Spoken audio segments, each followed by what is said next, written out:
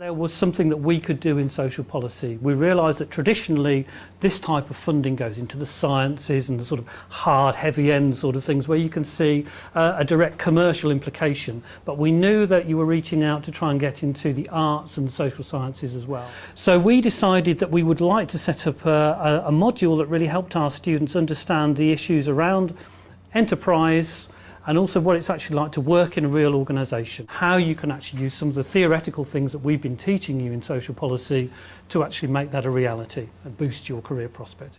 So the idea was born.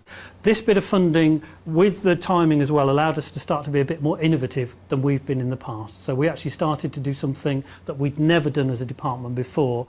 In general terms, it takes you through what organisations are, how they function, where innovation and enterprise fit into the small voluntary, charitable, not-for-profit sector who are delivering welfare-related or social exclusion-related pieces of work. We actually brought in some social entrepreneurs who were able to talk to the students about the realities of actually being involved in an organisation, trying to pursue an idea and what really happened to them. We brought in a young man who set up his own mountain action sports activity centre on the borders of Wales, where he's working predominantly with young socially excluded people. We had people who'd had experience of working in NGOs in South America, India and Pakistan as well. And we also managed to track down a consultant from Herefordshire who actually works with local rural small entrepreneurs setting up social entrepreneurship activities in that part of the country as well.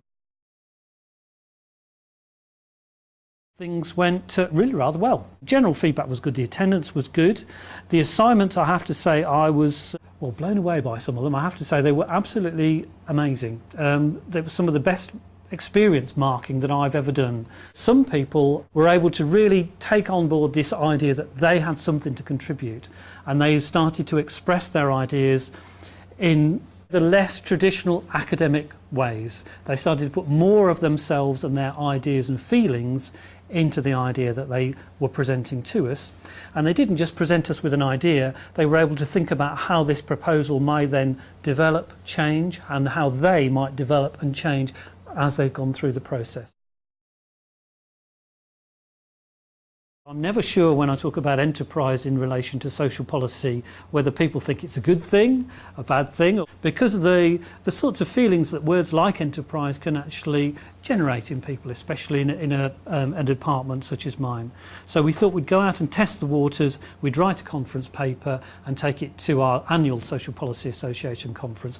And here we are, this is what we did. There is a creative component to this, that people have things to offer.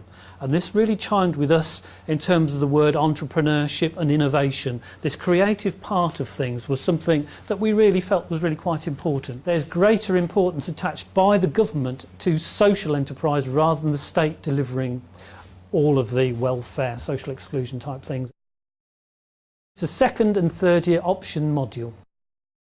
About 32, I think, is the largest that we had.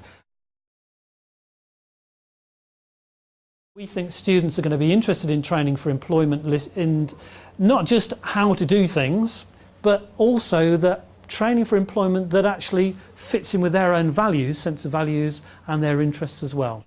And how you actually maintain the academic integrity of the subjects that you're teaching via curriculum design and delivery in this emerging skills agenda. So those are the sorts of things that we wanted people to think about from the end.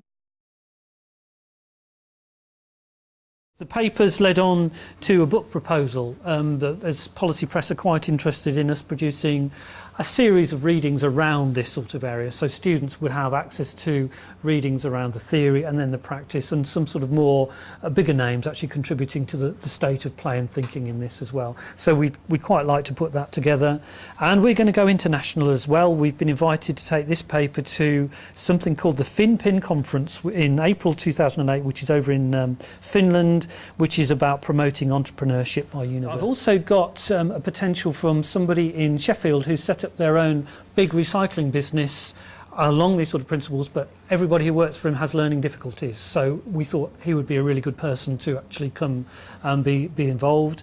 And also somebody who actually has students from my social work course who has set up his own social enterprise, which is supervised contact arrangements for those people who are in dispute in custody. So again, he can take us through what it's like setting the organisation up from scratch, dealing with stakeholders, but he's also involved with national organisations as well, which add an extra sort of dimension to the work that he's doing.